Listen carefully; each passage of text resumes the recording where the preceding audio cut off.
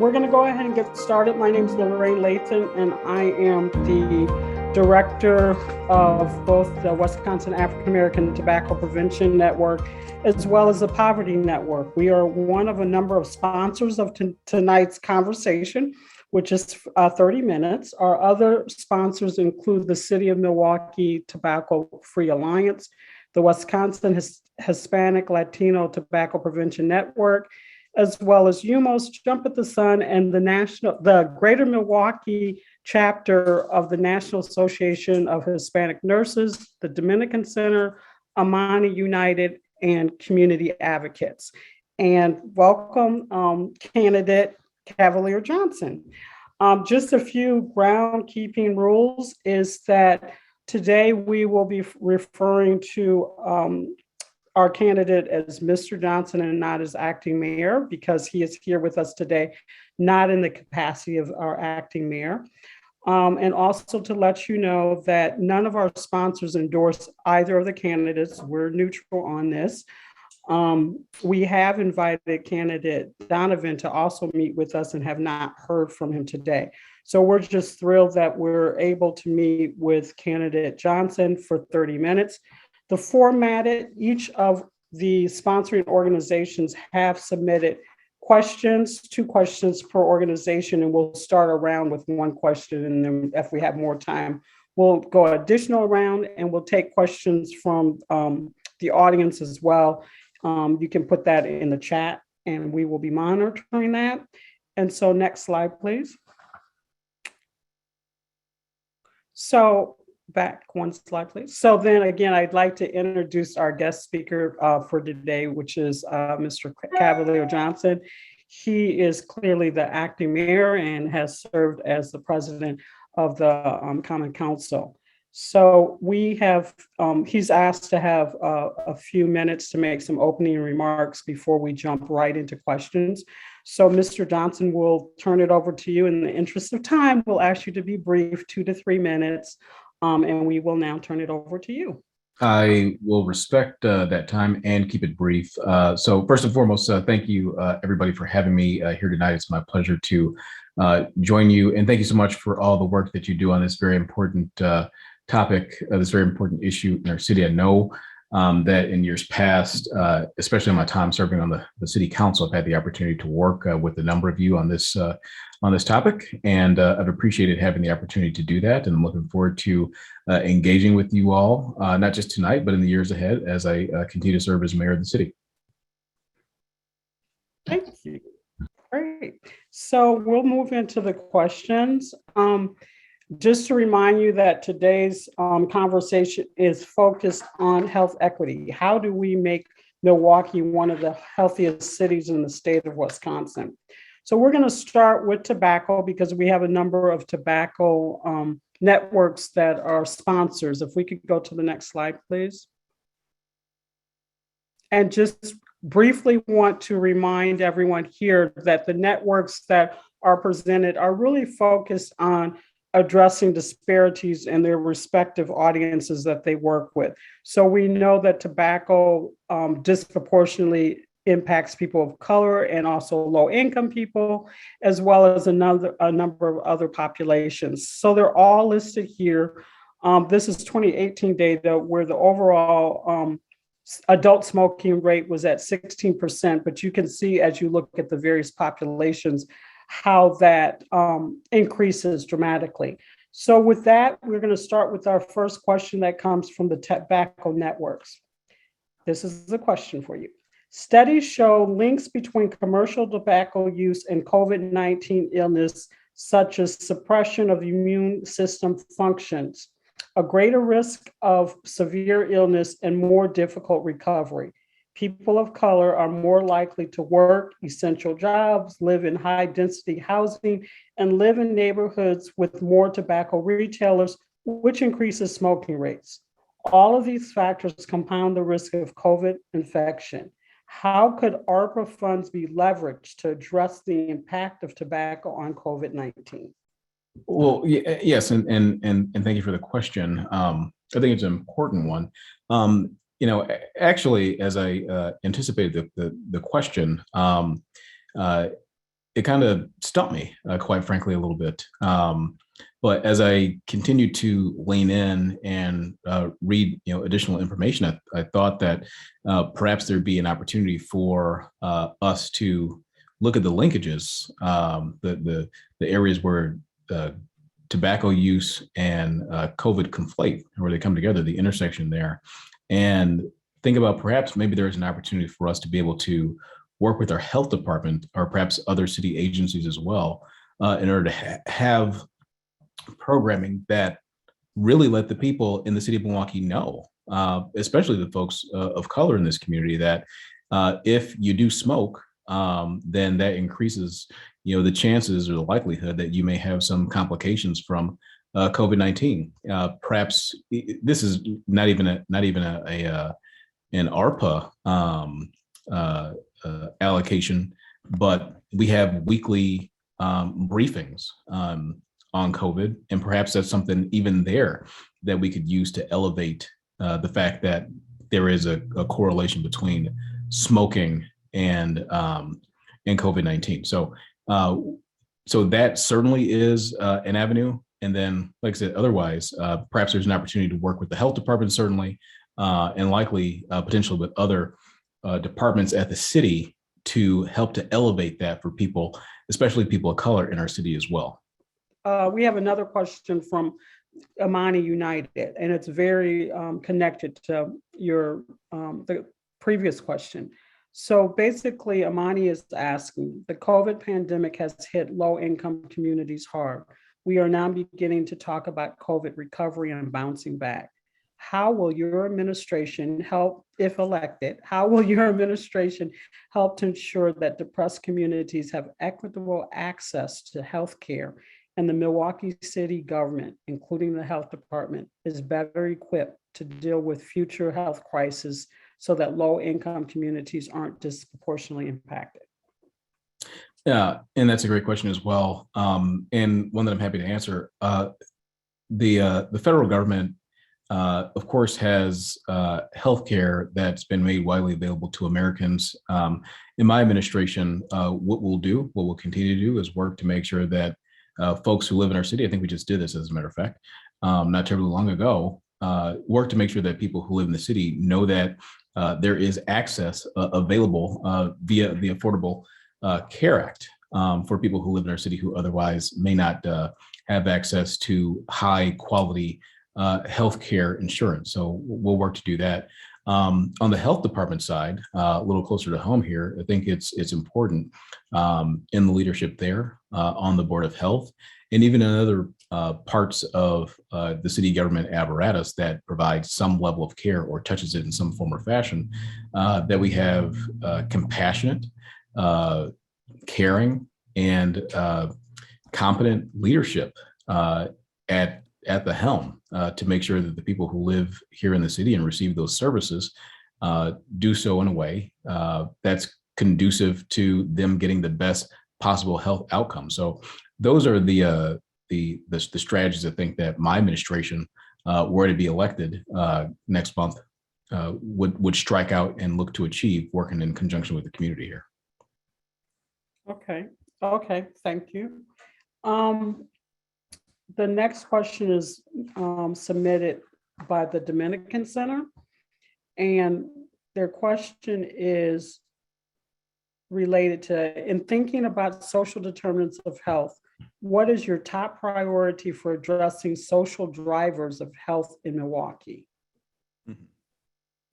I have talked, I think, at length about what I believe is the foundation on which to build a city. The former mayor, not Tom Barrett, but the previous elected mayor, former mayor, before Tom Barrett, John Norquist, used to say that you can't build a city on pity. And I quite frankly agree with that sentiment. You can't. And to me, the things that you need to build a strong city on are these intertwined twin forces of education, as well as employment, a couple of the social determinants of health. When you have those things, and people have access to family supporting work, we can put people in this city in a better position to have reduced stress, especially financial stress, and those greater opportunities to have access to fulfilling family supporting work, put people in our city in a position where they can purchase their homes. And if you purchase your home and you get to a critical mass of that happening, folks start looking out for each other. You're no longer just looking at somebody who happens to be the person who lives across the street from you. That actually becomes your neighbor. And if you reduce that stress in the home, then it removes tension and provides a more stable environment for kids. And when they go out into the public or into the classroom, the response is different. And when you have more and more of that happening, you get to neighborhood cohesion. And when you get to neighborhood cohesion and neighborhoods gel and the neighborhoods are stable and not porous, and the people who live there transient, that's how you get to true public safety. And I think that is critically important for us as we move forward here. So if there were a couple of social determinants of health that I think we ought to be working as a community collectively to address, it'd be those two. It'd be working to establish a firm foundation on which to build our city, rooted in both education as well as employment, and family sustaining employment at that.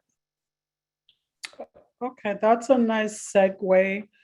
Still related to social determinants of health, the Greater Milwaukee National Association of Hispanic Nurses, their question is, we know that stable, healthy housing is directly connected to health.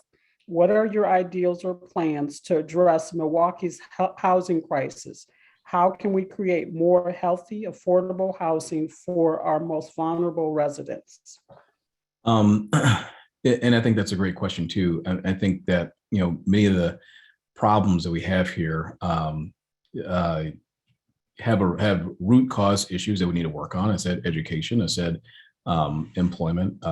Housing certainly is one of those issues as well, and making sure that the people who live in our city are housed and have access to that first, because then you're in a position where you can wrap services around them to make sure that as they move forward in life, that they're able to do so in a more stable way. So as it relates to housing, as a member of the council, previously before coming to the mayor's office, I worked, on some of these housing issues, worked to establish a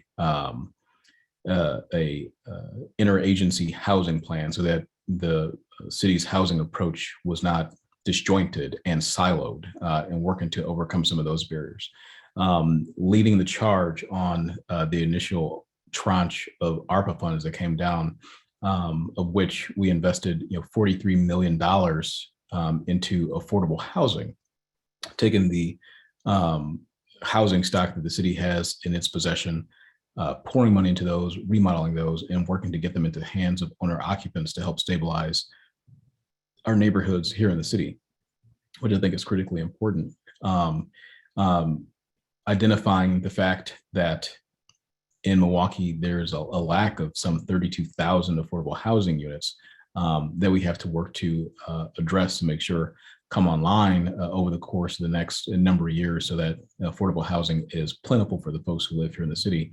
And then back again on the ARPA front here, at least in the first tranche, making sure that there was millions of dollars invested into our housing trust fund, with a challenge directly to developers to say, hey, help us to address this critical issue where there are 32,000 or so affordable housing units that are short. So we have worked on this issue. I think that there is tremendous opportunity to continue to work on this issue, and it's one that's very important for the future of our city. Thank you. I think related to that is a question again. This is from the Dominican Center. if you could just spend a little time talking about how you will align dollars and other resources to support prevention efforts. Yeah, no, I think that's a great question as well. Uh, I think to look at what somebody will do, you kind of look at some of the things that they've done, and again, it was my charge as council president in the first tranche of ARPA funding to put together the spending plan, working in conjunction with members of the Common Council in a way that could ultimately pass. And we did that. And a part of that, a significant part of that, was making an investment in the Office of Violence Prevention, because like many of you understand, that prevention is key. I feel ad nauseum sometimes about public safety, and the fact that my belief is that public safety, it cannot be a silver bullet approach. It has to be multi-pronged. The police can't do it alone, and they'll be the first ones to tell you that they can't do it alone. So it requires mental health interventions. It requires mentorship. It requires earlier intervention. It requires economics, right? It requires good economics. It also requires prevention as well. And we worked to make sure that there were millions of dollars that were allocated to the Office of Violence Prevention in that first tranche of ARPA funding. We worked with our partners at the state government, who made a contribution as well of $8.4 million into the Office of Violence Prevention. And I said, as council president, and I'm going to keep my word, it didn't matter if I was council president or if I was in the seat that I am now as mayor, that it would be my goal to seek and have allocated to the Office of Violence Prevention an additional $5 million as well. So then we'd be at a position where we have, for the first time ever in the city's history, full funding for implementation of the Blueprint for Peace, which I think is important for us to do. So I believe in prevention. I'm not under any illusion that we can simply rely on police alone in order to solve the issues that we have in this community as it relates to public safety. And I want to make those investments. I've already shown that I'm willing to make those investments, and I want to continue to make further investments in prevention as well. Thank you. Let's move on a little bit. This is a question in part from a number of our sponsors today, including the Greater Milwaukee National Association of Hispanic Nurses. I just wanted to talk a little bit about declarations of racism as a public health issue. Milwaukee County was the first in the nation to make that declaration, followed by the city and many others. So when you think about racism as a public health crisis, and its significant impact on health and health outcomes, what are some of your ideals to combat racism in public policy within Milwaukee as it relates to, again, the social determinants of health? Yeah, and that's a great question as well. And I was proud to support the city's efforts in naming racism a public health issue. A public health crisis, rather, much like Milwaukee County did, and as you correctly identified, a number of other jurisdictions across the United States that have done the same thing. And so one of the things that I've supported and I participated in, and I think by this juncture we probably are near to being done, close to being done, is providing that training to all of our employees in the city of Milwaukee, because the question talks about racism in the context and the lens of public policy. Well, public policy is executed by the professionals, the staff over at the city, and so it's important that, especially in a city like ours that has the history that we do with segregation and the like, that the interactions that folks have, especially those working in government, with our constituency, our customers, are seen through the proper lens. And again, in a city like ours, it's important to make sure that race is one of those lenses in which your interactions are viewed through properly as well. And so you're treating people with dignity and respect when they come for city services. So there has been training, and if necessary, I want to make sure that we provide additional training as well on this issue for our staff too, much like we did years ago after the an unfortunate police incident concerning Dontre Hamilton, where all police officers had to subscribe to crisis intervention training.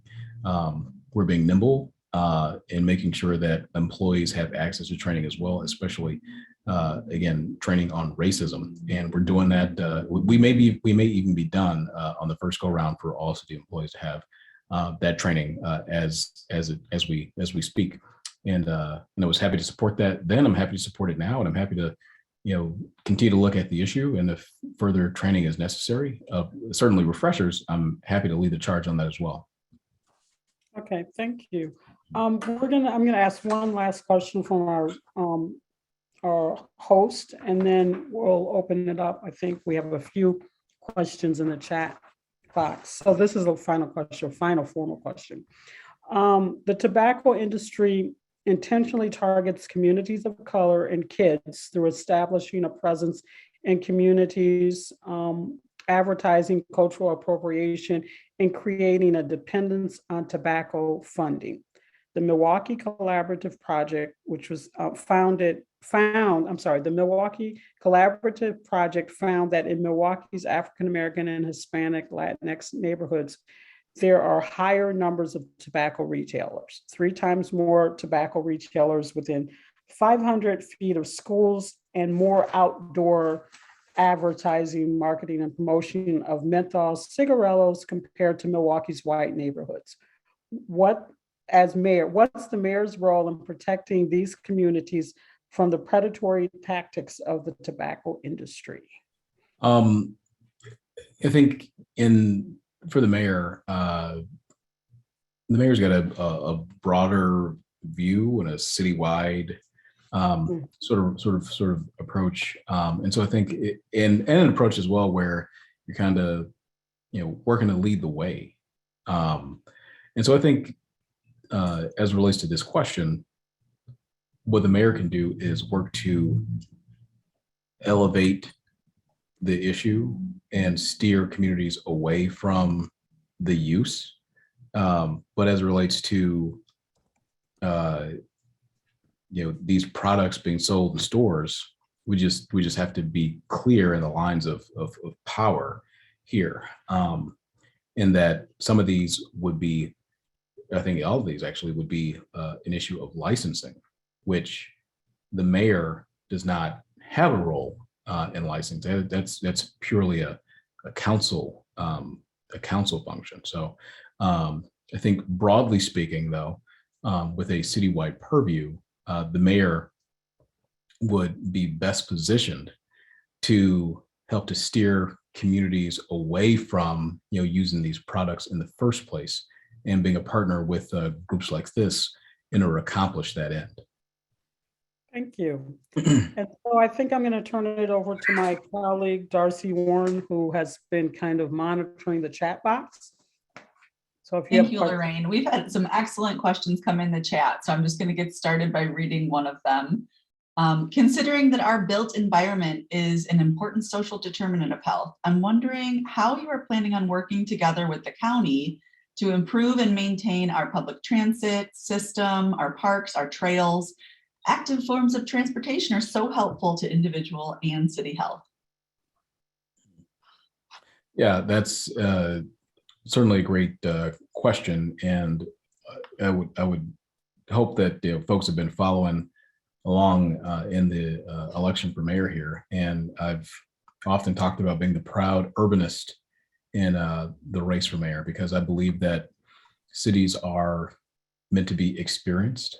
They're to be felt. They're not meant to just shuffle you in a car from one suburb to another, using the city as the medium in order to get through. And so I think it's important that we use our built infrastructure to amplify that, to encourage more walking, to encourage more biking, to encourage for more people to get out of their cars, and to essentially exercise more.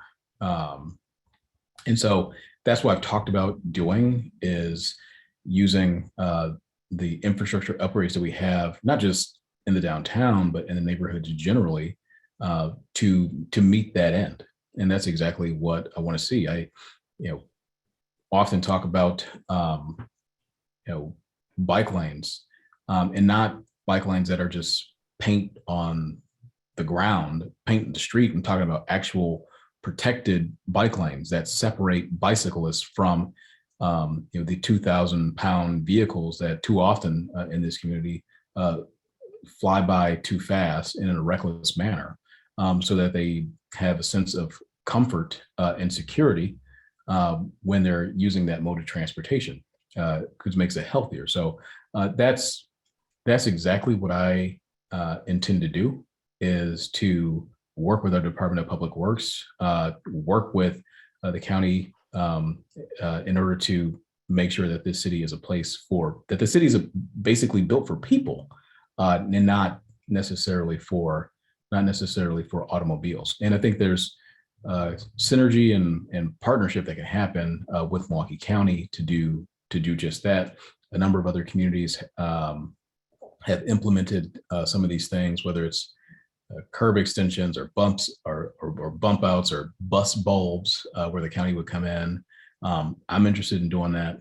In addition to some of the things that I mentioned myself on my end, I've also been present with the county executive, the governor, and others as it relates to encouraging more transit use on the forthcoming BRT lines. I know we have the east-west BRT from downtown to the regional medical center that's up and going, or soon will be up and going. And then there's the potential for a north-south BRT, and I'm supportive of both. And I think we need to see more alternatives to just people getting in a car many times by themselves to get from one end to the other. It makes our city healthier.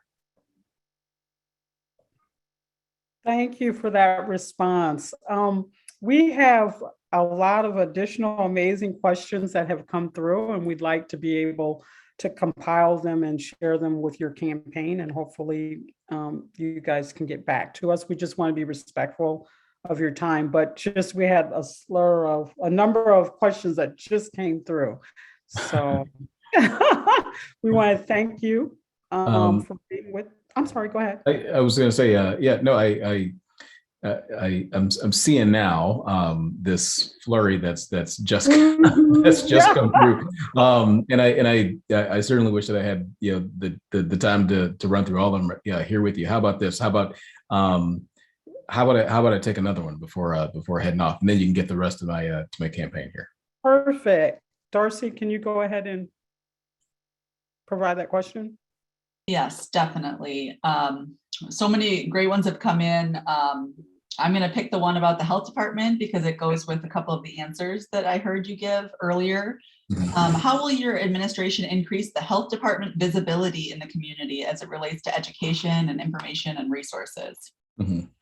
Yeah, and I think that's a great question. And again, I think it goes along with what I mentioned about making sure that the leadership there, and not just there, but also on the Board of Health, is caring, compassionate, and competent. That's exactly what I want to see. We've been working over the course of the past couple years, to clean up what's been a problematic department over at the city that's had some dire consequences for people in our city. And I'm talking specifically about lead, and I'm talking specifically about children. And this is something that hits home for me because I got three kids myself. One is 11-year-old son, and 3-year-old twin daughters. So that is critically important to me. I think that what's happened with COVID sort of potentially provides a model for how the health department can be more visible and more accessible in the community. Every single Tuesday, myself, the health commissioner, others, we have these briefings on COVID, and I think that's great. Since COVID has affected businesses, the health department has worked in collaboration with those businesses to have these learning sessions on a pretty regular basis, so that folks can can plug in and learn from the health department exactly like what is going on the ground. And so I think some of those things can be modified as we continue to see plummeting cases with COVID, and we pivot to what we hope will be a more normal posture, but utilizing some of those same methods to keep people in our city engaged.